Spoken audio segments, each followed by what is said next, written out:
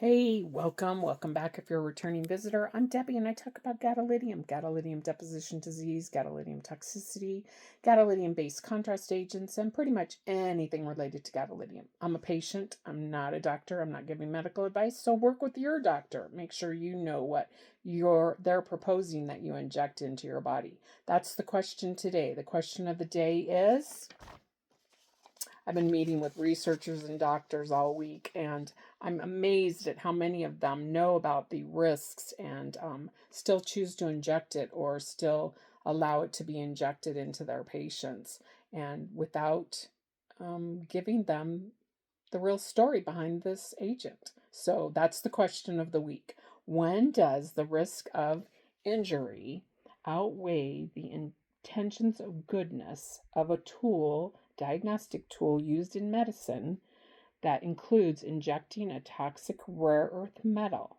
especially if the patient doesn't have informed consent? That's the question of the day.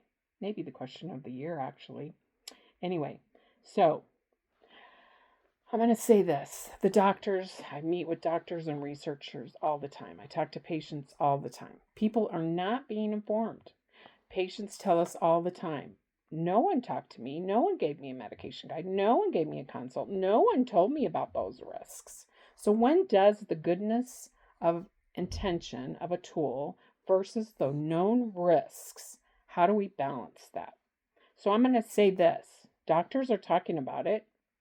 Radiologists are talking about it. But the disconnect comes between me and you and the injection time and when we've been injected. And then it's kind of too late, because this metal, this toxic rare earth metal, it is retained in everyone. And that was written in a letter signed by the manufacturers in 2018. And we all originally, years ago, they thought it was only NSF, which is nephrogenic systemic fibrosis. But now we know that it isn't just related to people with bad kidneys, it can be anyone. And the research is huge. Causes mitochondria dysfunction, impaired cellular energy production, immune dysregulation, chronic inflammation, mast cell activation, cytokine storms, neurological disorders. It involves the bone marrow. Calcium is the same size as gadolinium, and they compete, and the gadolinium's winning out and being stored in the bone marrow of all things.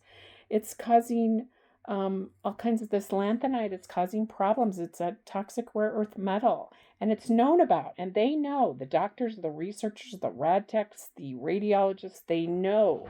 They have the information in front of them, and they're supposed to be giving us informed consent. That's where the disconnect is. So that's where the question is. When does the goodness of this tool and the risks of injury play a role together? They can even see the nanoparticles in the kidneys. Did you know that? It's kind of fascinating. I've seen it on the screen. Anyway, that's the question. And people will say, well, they signed an informed consent. And I'm going to say, did they really? Did it list all those things? Did it go through all of those things?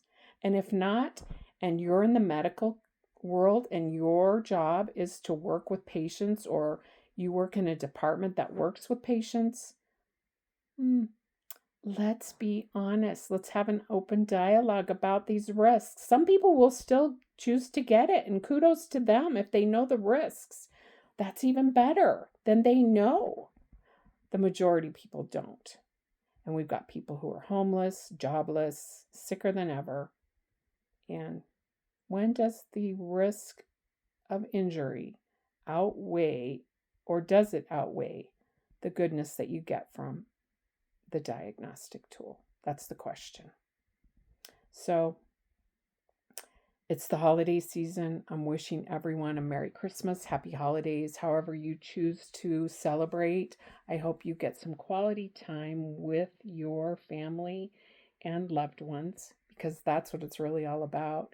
If we don't have informed consent about what the medical community is injecting into our bodies, and we're having adverse events, it can be life-changing. It can drain relationships, professional, family, all types of relationships.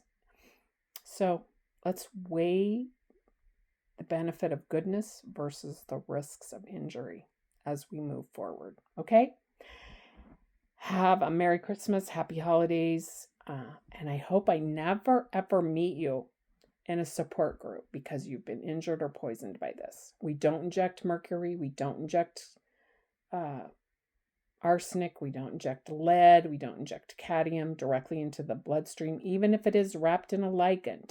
And we know that this ligand is problematic around gadolinium. The research is there. So ask to see the research. Ask your doctors the critical questions. And doctors, let's be more forthcoming about the risks that are documented. Okay? Anyway, happy holidays, Merry Christmas. May your journey be one of wellness always. And until next time, be well.